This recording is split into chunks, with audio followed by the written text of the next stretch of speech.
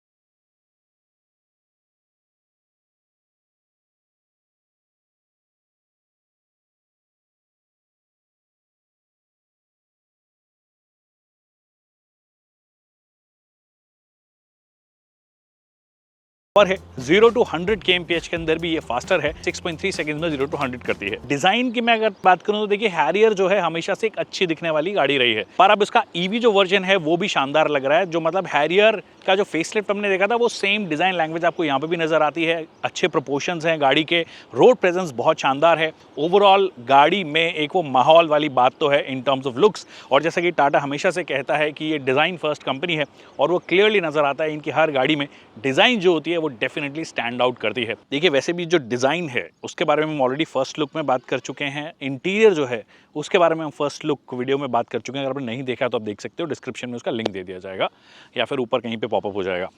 अभी हम बात करेंगे रेंज की, क्या असली रेंज देती है, क्या परफॉर्मेंस देती है, तो सीधे उस पर चलते हैं। बट उससे पहले एक दिक्कत आपको मैं दिखाता हूँ जो कि मेरे को इस यूनिट में आई है। 100 किलोमीटर चलाने के बाद में एक अजीब सी चीज़ ही करने लग गई है, और वो दिक्कत है कि अभी जब मैंने गाड़ी पार्क करने की कोशिश की यहाँ पर और मैंने इसको रिवर्स में करने की कोशिश की, तो जनरली आप रिवर्स जब आप करते हो किसी भी गाड़ी में जिसमें रिवर्स कैमरा आता है, रिवर्स करते ही यहाँ पे आपका कैमरा पॉपअप हो जाता है, जो कि यहाँ पे नहीं हो रहा है।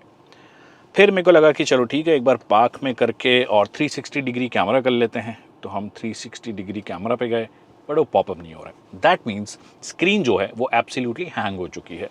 You can't do anything with this screen.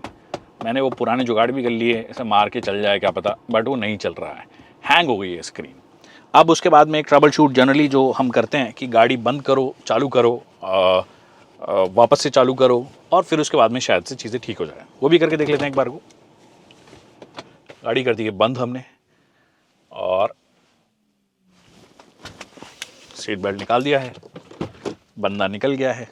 Mimic कर रहे हैं हम लोग, और बंदा निकल के गाड़ी बंद, लॉक्ड, गाड़ी हो गई लॉक्ड, अनलॉक्ड।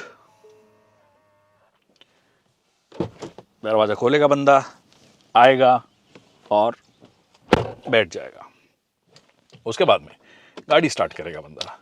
गाड़ी हो गई है स्टार्ट, होपफुली स्क्रीन भी स्टार्ट हो जाए, बट स्क्रीन अभी भी नहीं हो रही है। अब इसका ट्रबल शूट क्या बहुत देर तक बंद कर रखना पड़ेगा, ज़्यादा गर्म हो गई है स्क्रीन। ये जो चीज़ें हैं ना, ये टाटा मोटर्स को फिक्स करने की ज़रूरत है। ठीक है, आप रेंज दे रहे हो, बड़ी बैटरी पैक दे रहे हो, बढ़िया वैल्यू प्रोपोजिशन दे रहे हो, बट ये जो ग्लिचेस हैं, सॉफ्टवेयर ग्लिचेस हैं, इश्यूज़ हैं, ये क्यों आ रहे हैं? I am not sure. मतलब मैं अभी इतनी देर चलाया तो मेरे को लगा था कि कोई दिक्कत नहीं है, अभी तक कोई दिक्कत नहीं आई है, कोई सॉफ्टवेयर ग्लिच नहीं आया, कोई और ग्लिच नहीं आया। बट टाटा मोटर्स के साथ में सब चीज़ें पूरा टाइम सही चल जाए, वो एक बड़ी बात हो जाती है। यहाँ पर नहीं हो रहा है। डियर टाटा, हाथ जोड़ के विनती है आपसे कि आप गाड़ियाँ देखने में बहुत सुंदर बनाते हो, आपने वैल्यू प्रोपोजिशन भी बहुत अच्छी दे दी है, ये जो एक्सपीरियंसेस है ना, ये चीज़ों को ख़राब करते हैं। स्पेशली जब सब चीज़ें टच आपने बहुत सारी चीज़ें कर दी है, ये पैनल भी टच भी है। कई गाड़ियों में ये पैनल जो है वो भी आपका हैंग करने लग जाता है, काम नहीं करता है। अभी यहाँ पे स्क्रीन हैंग हो गई है। Please Tata fix.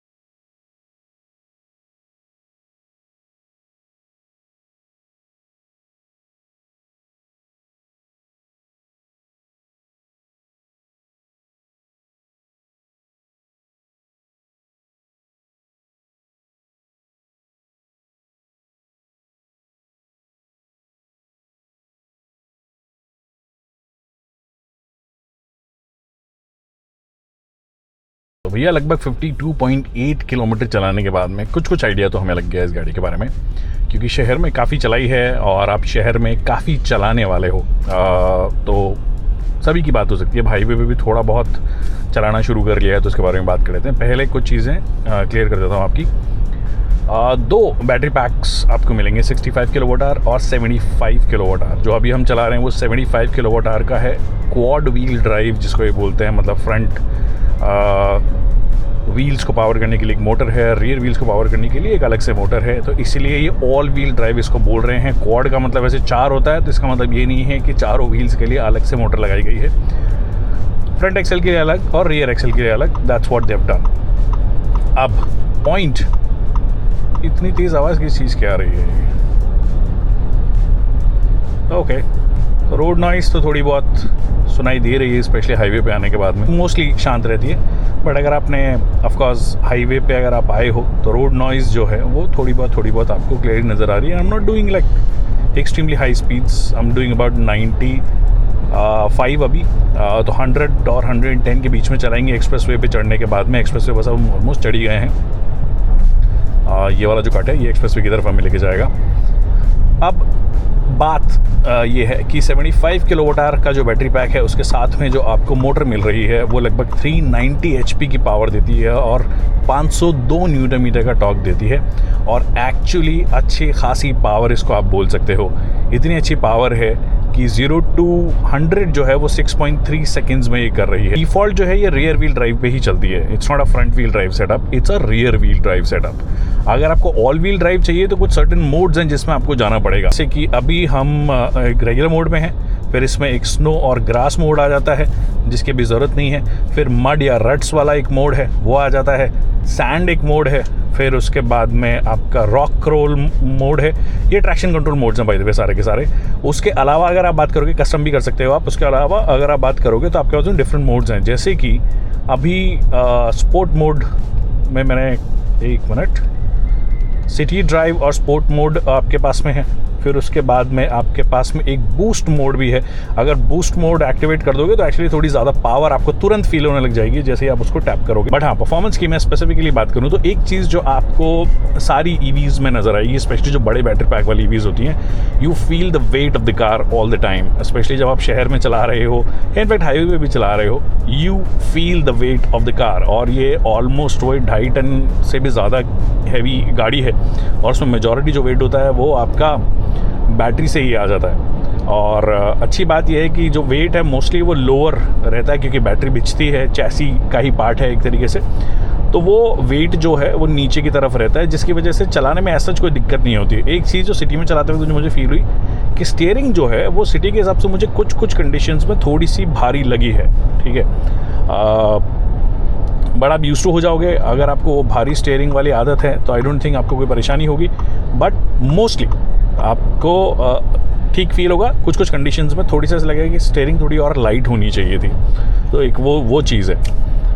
उसके अलावा देखिए, अगर आप हाईवे पे भी आ रहे हो, क्विक लेन चेंजेस भी कर रहे हो, तो despite the fact that it's a long car, despite the fact that it's a heavy car, आपको बहुत ज़्यादा परेशानी नहीं हो रही है। अब देखिए, जो एक्सप्रेस वे है उसके अंदर भी थोड़ा बहुत अंडुलेशन है और आप चीज़ समझ में आएगी आपको, स्पेशली जब आप सिटी में जब इस गाड़ी को चलाते हो, जहाँ पर गड्ढे हैं, बारिश होने के बाद में नॉर्थ इंडिया के मोस्ट सिटीज़ की हालत आप जानते हो कैसी रहती है।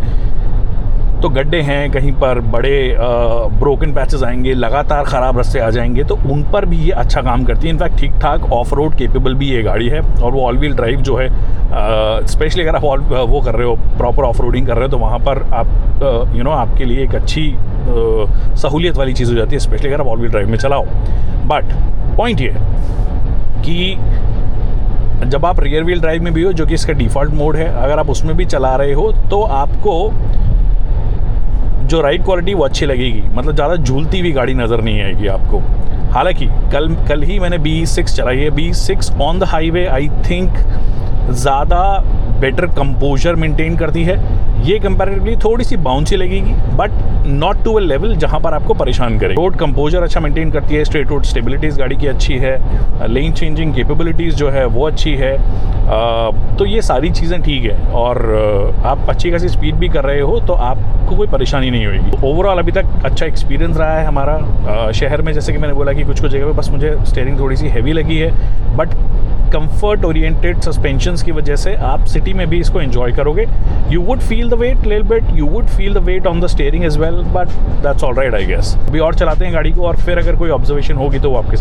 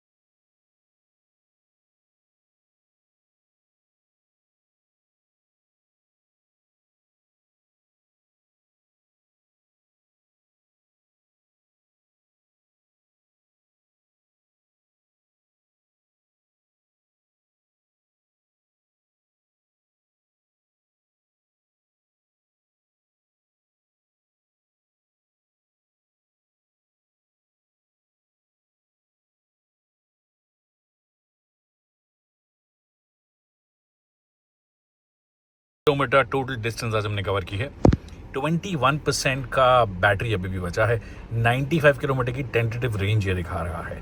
Now let's calculate everything. मैंने चलाया लगभग 313 किलोमीटर, 312.9 टू बी प्रिसाइज, और उसके बाद भी 95 किलोमीटर की रेंज अभी दिखा रहा है। दैट मीन्स 417 किलोमीटर की रेंज आपको ये गाड़ी निकाल के दे देगी अगर आपकी ड्राइविंग मेरे तरीके की है, विच इज़ 90 to 100 के बीच में आपने चलाया, क्लोजर टू 95, 96 इस वाली स्पीड में हमने गाड़ी को चलाया है। और 70% मतलब 65 to 70% हाईवे पे चलाया है, 30% हमने शहर में चलाया है। उस हिसाब से कैलकुलेट करोगे तो 417 किलोमीटर का आपको एक फुल चार्ज में ये गाड़ी चल के दे देगी। Now if you drive even better, या शहर में ज़्यादा चलाते हो, तो ये जो रेंज है लगभग 450 किलोमीटर के आसपास ईजिली चली जाएगी, कहीं कोई दिक्कत वाली बात नहीं है। पर मैं अपनी कैलकुलेशन, मेरी जो रेंज है उसके हिसाब से कैलकुलेट करके देखता हूँ। 417 किलोमीटर चलने के लिए आपको 640 रुपये खर्च करने पड़ेंगे। मैं मान रहा हूँ कि 8 रुपये पर यूनिट आपकी कॉस्ट है। वैसे जनरली अलग अलग जगह वेरी करती है, कई जगह 6 रुपये, कई 7 रुपये, कई 8, कई जगह 10, बट ऑन एवरेज 8 रुपये अगर आप ले लेते हो तो 75 किलोवाट आवर की बैटरी को फुल चार्ज करने में लगभग 80 यूनिट्स आपके लगेगी। अब 80 यूनिट्स इंटू 8 आप करोगे 640 रुपीज़ हो जाते हैं, और पर किलोमीटर कॉस्ट जो है 1 रुपीज़ 53 पैसा हो जाती है, which is definitely no hybrid और no petrol can offer you, तो उस हिसाब से पर यूनिट कॉस्ट की कैलकुलेशन के हिसाब से बहुत ही स्ट्रॉन्ग एक केस ये बनाती है। एज अ प्रोडक्ट भी ओवरऑल अगर आप बात करोगे तो अच्छा राइड कंफर्ट है, अच्छा ओवरऑल कंफर्ट है, अच्छा म्यूजिक सिस्टम है, रोड प्रेजेंस गाड़ी की बहुत अच्छी है। It offers you lot of things, but कुछ ग्लिचेस भी साथ में ऑफर करती है, क्योंकि टाटा बीइंग टाटा वो ग्लिचेस फिक्स हुए ही नहीं हैं अभी तक। जैसे कि आज जो टच स्क्रीन है वो सुबह से अटकी हुई पड़ी है, अभी तक अटकी हुई पड़ी है। यू कांट, हमने बार बार बंद कर लिया, चालू कर लिया, सब करके देख लिया, बट वो अभी भी अटकी हुई पड़ी हुई है। आई थिंक ये जो कुछ इश्यूज़ है इनको सॉर्ट करने की ज़रूरत है।